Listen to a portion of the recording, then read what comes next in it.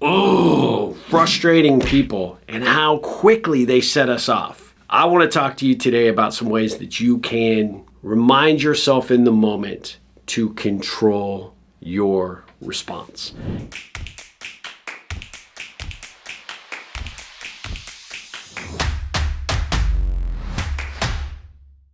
If you're new around here, my name is Steve Harper. I turn ordinary connections into extraordinary relationships. How do I do that? I help people identify, develop, and grow the key relationships they depend on for their success. We also look at all the people that they need to get rid of from their networks, personal, professional, relationships, etc. Anyway, what do you do when you're dealing with somebody that just has a way of getting under your skin? It could be a coworker, it could be that unruly customer, it could be a challenging neighbor. Doesn't matter what the circumstances are, almost always the first thing that comes out of their mouth, you can feel your temperature rising. Well, this month's theme is about how to stay calm and stay controlled. And one of the most important things that you can do is to recognize the shift in your energy in the moment that it's happening. Give it its space to expand, but not explode. What I mean by that is when you can recognize in the moment that you are about to lose your crap, or that you are about to say something or do something that will completely derail everything. That's the moment to take a breath. That's the moment to take a pause. Here's the thing. When I find that there are people that just rub us the wrong way, 9 times out of 10 they know it and they love it. They love playing the game. They love doing something to irritate you or to say something that bothers you because they know that they are in control of the situation when they can do it. And what I suggest is flipping the script. So here's a couple of tips. Number 1, if you can avoid this person, just avoid being around them. Now that might be difficult, right? That you have to maybe work with them. Maybe they're a cubicle mate or an office mate. Maybe they're a family member. Maybe you got to see this guy every time you walk outside to get the paper. Wait, does anybody still get a paper anymore? I don't know.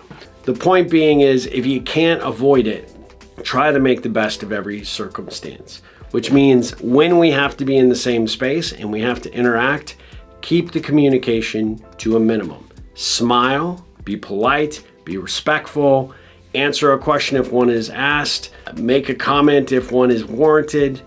But when you can sense that things are shifting to the dark side and they are saying something and you can feel your blood begin to boil, that's when you need to take a pause and you need to take a step back. I think I've shared this before in other videos, but I have an anchoring technique that I was taught many, many years ago by a masterful state control person. Wait, that doesn't sound right. Person who is really good at helping human beings control their state. State control person sounds like you could be in jail. I don't know. Anyway, and she said you got to find something that you can remember to use in the moment that resets everything. So one of the things that you can do is hand skating. I learned this recently. Hand skating is kind of a way to just kind of calm yourself. Get kind of your meridian back in alignment. Now, this might be weird if somebody's saying something, you're about to be like, oh, I'm about to lose my crap. This could look a little different. Mine happens to be, I take my right hand, my index finger and my thumb, and I place it in between the meaty part between my left hand and my thumb, my other left hand index finger and my thumb, and I squeeze.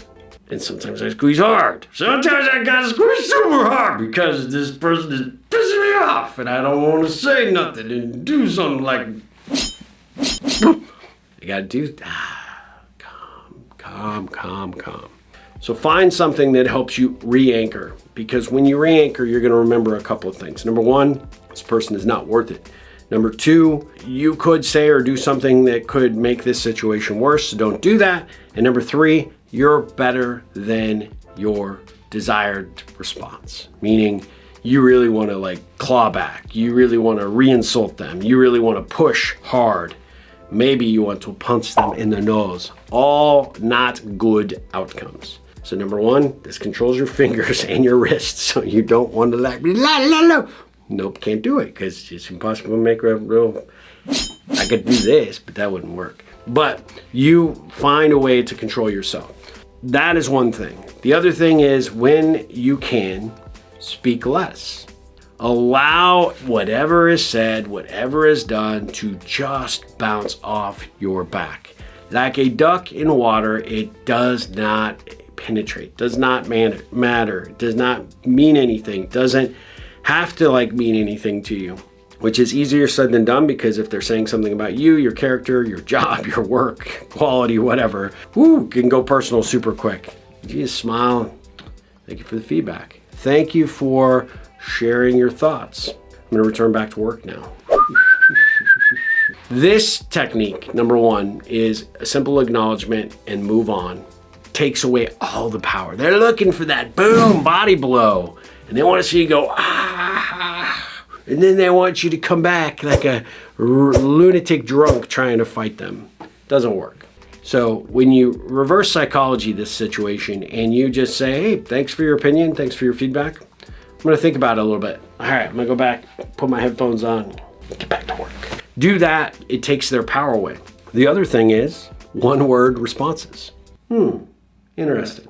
I say because it's not a real word. It's more of a body reaction. Interesting. And then just put your headphones on and go back to work. Nothing pisses a bully off more than silence because they're looking for the response and the reaction. They want you to get hot under the collar. They want to see you explode.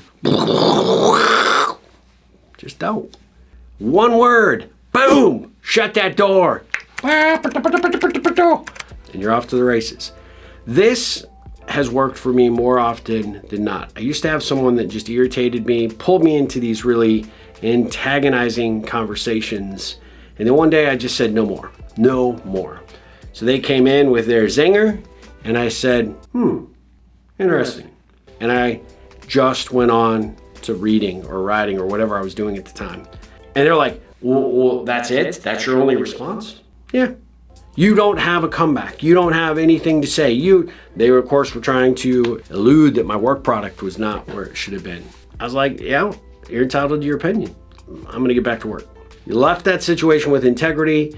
You took away their power and you helped them find the exit.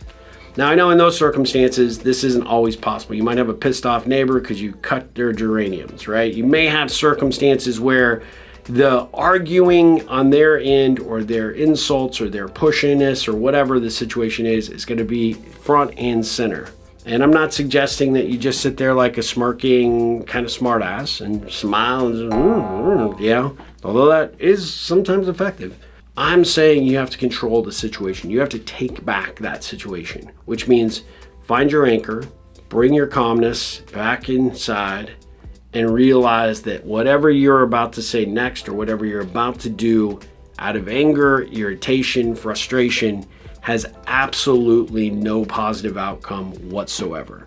It's the worst possible ripple you could create because all you do is prolong the interest in wanting to fight, or you make yourself a target for more picking. When you take all the power away by distancing yourself from it, not responding or reacting in a negative way, and just one-word answers can make a huge impact. They often will not necessarily, they may come and try to test you one or two more times, but the chase is over, the fun of the hunt is gone, and they'll go find somebody else to mess with, hopefully. And as I always say, kill them with kindness. When and if you can, proactively always say, hey, how's it going? Good morning, good to see you. Hope you had a great weekend. Hope you have a great weekend. Hope you have a lovely evening. You can be your authentic personal self, and whether they choose to receive it or respond to it is up to them. But show up every single day as the Rippler that we know you to be, with a good positive outlook, a good positive response to the world, and a willingness to even let the bullies know that if the opportunity presents itself, you'd connect with them. If they can get into line and they can treat you with respect and appreciation. Otherwise, homie got no time for that. And you're gonna make that abundantly clear.